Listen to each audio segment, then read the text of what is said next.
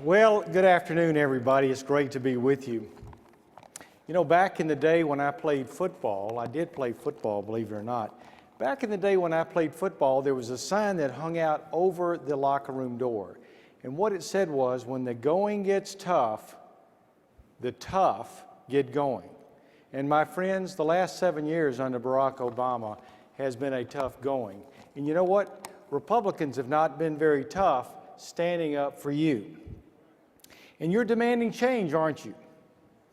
Ronald Reagan, yes, absolutely. You're demanding change. And Ronald Reagan, the person that we celebrate here this afternoon, he was the one who brought change to the United States, and we need that once again.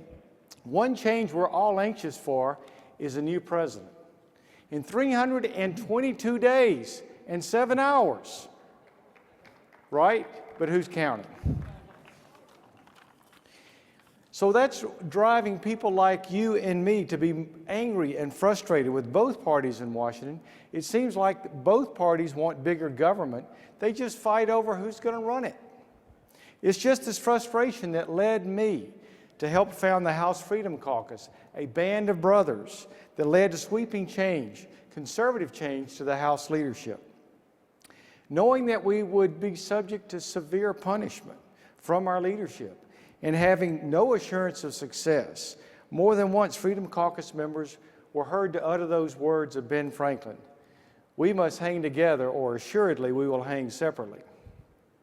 So just as our founding fathers had no guarantee of success, just the hope of freedom and liberty and that special idea of this nation, of America, that was true of the Freedom Caucus as well.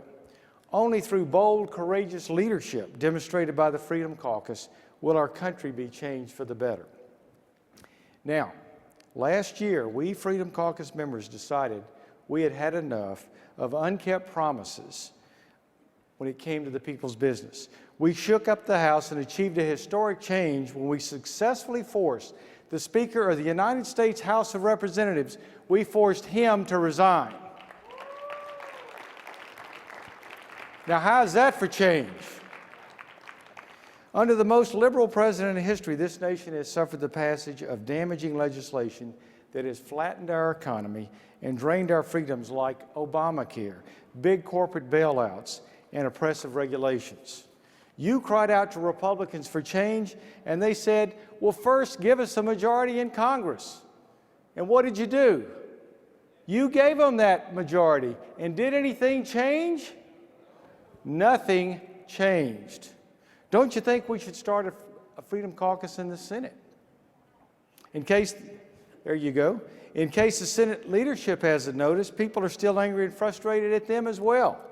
They want them to keep their promises too.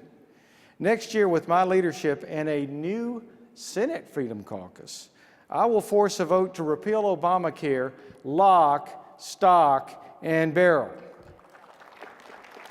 And we will send it to a Republican president to sign once and for all. I will do the same to shut down funding for nonsense regulations from the EPA and other agencies.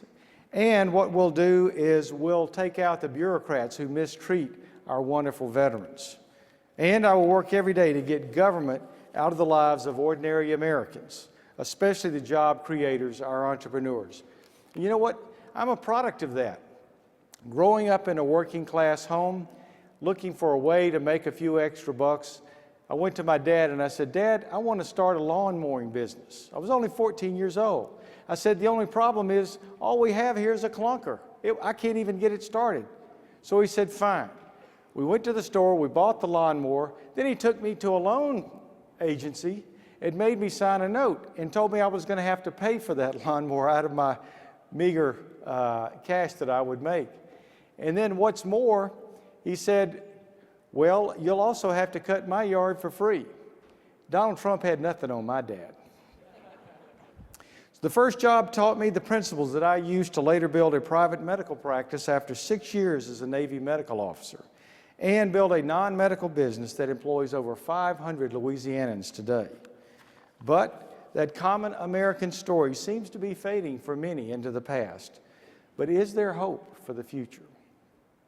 Freedom-loving people like you and I can make a difference. Republicans can win back the trust if we begin to listen to you once again and not the Washington special interest.